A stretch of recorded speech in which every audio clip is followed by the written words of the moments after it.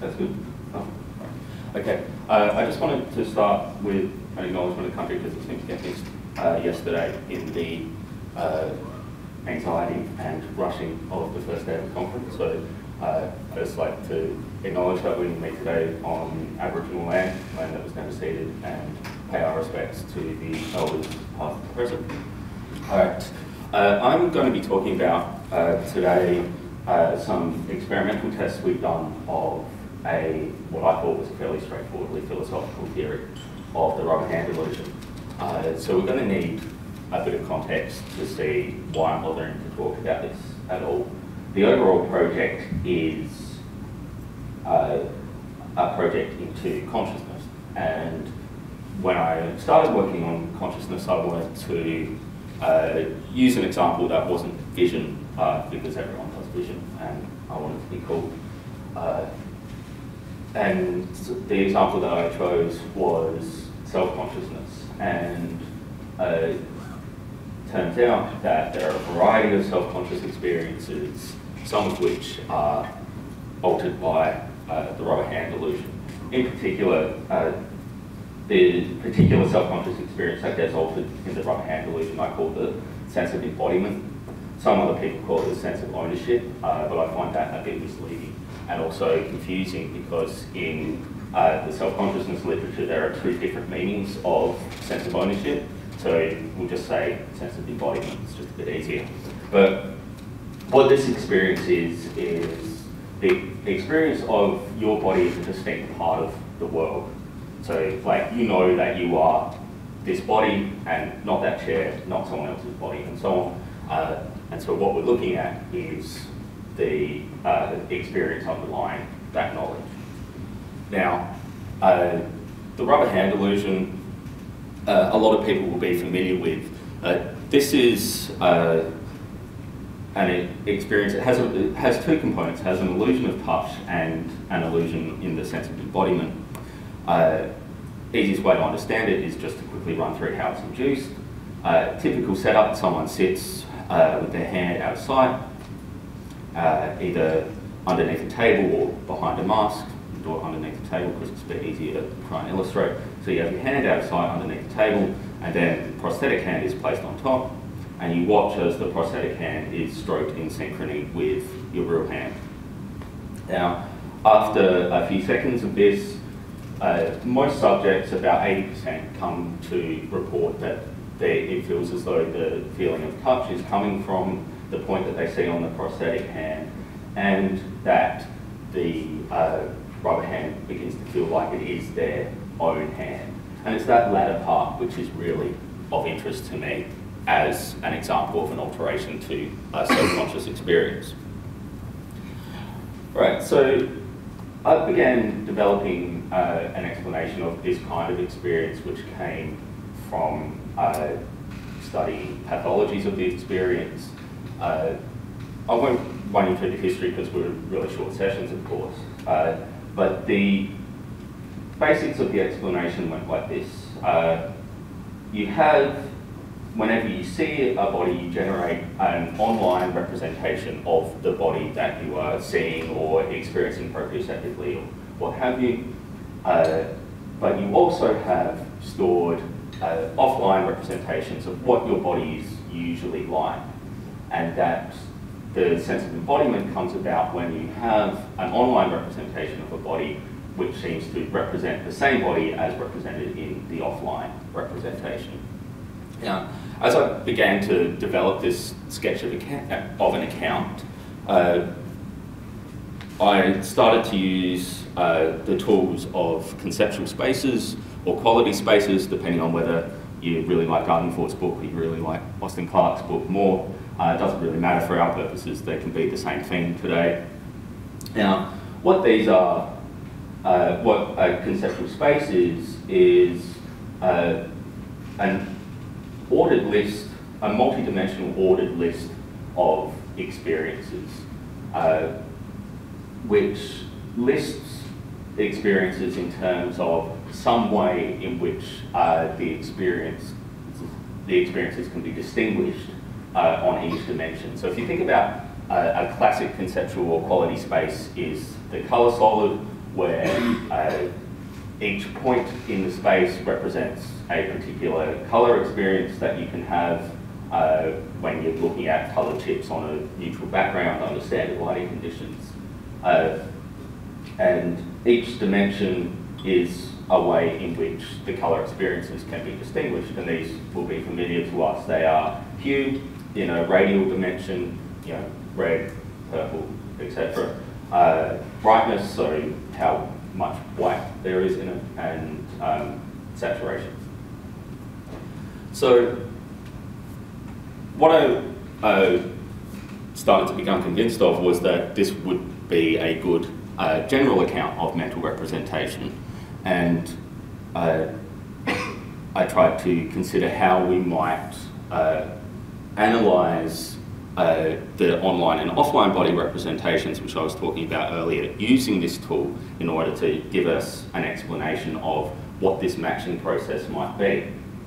And so developed a hypothesis that online representations correspond to token points, or are currently elicited points in the space, and that an offline representation is a prototype point or a set of prototype points in the space, and that we were to understand matching of these representations by distance between the points, because when you have an ordered list, the distance between two items on the list, or if it's a multi-dimensional list, the distance between the 2 points in space corresponds to their perceived similarity. Right, so that was the basic idea. Now, from this, it developed a set of predictions. One would be that for the body A, or if we're looking at just the rubber hand illusion, which is what we'll do for each body part, it should be possible to discover an interpretable conceptual space for different hands in this case. We'll run through a lot more about what that means, don't worry. But also in terms of predictions specific to the rubber hand illusion, that induction of the illusion should lead to the rubber hand to be perceived as more hand-like. So this would be reflected in a conceptual space by, during the illusion, the rubber hand would be closer to the centre of the space, being a prototype hand point or an approximation thereof, depending on how good the measurements are. And that because it's an illusion of the sense of embodiment, so a kind of misperception of the rubber hand as your own hand, it should be closer during the illusion, the rubber hand should be closer during the illusion to the subject's prototype of their own hand, being the offline representation. Now, what I'll try and show you is that we confirmed the first two predictions and that the third is still open. And I'll put the dodge in. That's because we didn't have a very good measure of the prototype of the own hand in this study. But I'll talk about just what that is as we go along. So how these spaces, conceptual spaces, are usually discovered from any set of data which we can use a set of statistical methods classed as multi-dimensional scaling on. So this applies to things like just noticeable differences, similarity rating scales, and what we did, which is on our judgments. So we'll talk a bit about how that works. In our setup, you had a subject looking at a mirror surface. They had their hand on a handrest underneath the surface, as we're talking about the rubber hand. Projector screen projecting onto the surface images that look like this, 3 hands at once. Subjects were presented with a series of these. Subject's own hand was in it. We only used pictures of the people who were in the experiment in this case. And the task is for each triad, pick the odd one out. And from that, we can develop a spatial mapping of the similarity judgments, which we hope will be interpretable. Right, and I think that's not going to play, I'm sorry, because I don't use PowerPoint, I use the free one, so sometimes videos don't work. But this is the basic result. What you see is that people's hand, three-dimensional solution was optimal. We can talk about the stats on that. I'm not the statistician, so that's why I skip over it. But we see that hands sort of cluster in a few groups of similar hands, and some of you might know Mark Williams. He's got very big hairy hands. He's okay with me talking about it like this. His hand's quite a long way from the others, indicating that it's dissimilar to the other hands. All right, so all this confirms is that from the similarity judgments, you can get something that looks like it might be meaningful. But what we need to really interpret this is to look at what the dimensions might mean. Now, that we found really hard. I mean, I think if you look at like a bunch of hands, it's not really easy to tell what features you're using to pick them apart. It's not like colour where you go, well, obviously that one's red and that one's blue. It's tricky to tell with pictures of hands. So what we did was we came up with a bunch of things that we thought might plausibly be ways in which people tell hands apart, and asked them to rate all of our pictures on a, I think it was a -4 to +4 scale on things like masculinity or hairiness or where the thumb is compared to the rest of the hand and so on. We'll see that these turn out to be things that matter. And then we looked for correlations between those ratings and rotations of the dimensions. There's one thing that people who are familiar with this approach will know is that the location of the dimensions is quite arbitrary and you can spin them around. All that the data really determines for you in a meaningful way is the distance between each point. So we did find what we thought were meaningful dimensions. First dimension correlated with people's ratings of gender and hair. So we see these are the two most extreme hands on this dimension. On the left, you have a relatively hairless female hand. Left, your left. And on your right, there's Mark's hand again, which is a very masculine, hairy hand. And then the second dimension seems to be the position of the thumb relative to the rest of the hand. So we'll see that at one extreme you see the thumb right up against the hand, and the other there's quite a big distance. You'll notice as well in that picture there's quite a lot of finger spread. That didn't correlate with this dimension, but it did correlate with the third dimension, although this is a lot messier. You see that there's one hand quite over on what should be the high finger spread side, which is quite close together. It does seem to be that the first two dimensions were the ones that people were really using to make their judgments. Those two dimensions account for 78% of the variance in the judgments. The third dimension adds a significant amount, and you can we've got 98% of the variance if we did 5 dimensions, but it sort of becomes a trivial slope down. So it seems to be really the first two dimensions that are doing the most of the work for people. So what we get from this is that there is a quality space or a conceptual space of hands which is discoverable. So now we want to know is, how does this change if we include the rubber hand and the rubber hand illusion? So we did the same thing again, but instead of doing every possible triad for the odd one out judgments, we reduced it using a balanced design such that every pair of hands appeared twice. And we did this as a fatigue thing and a time-saving thing because we wanted to induce and maintain the illusion as well. So the data in the second experiment is necessarily a bit noisier, but because it fits pretty nicely with what we got in the first experiment, we're reasonably happy with it. As the talk is titled First Test of the Conceptual Space Theory, you'll notice that we're planning on doing more and getting more rigorous as we go along. All right, so We introduced the illusion using a picture of the rubber hand, same format as the pictures of real hands that we got. People familiar with the illusion will know that this gives you a weaker version of the illusion, but all of our subjects reported there were significant differences on illusion questions for all subjects between on the illusion questions. So everyone in our case seemed to be experiencing it. So that's all right.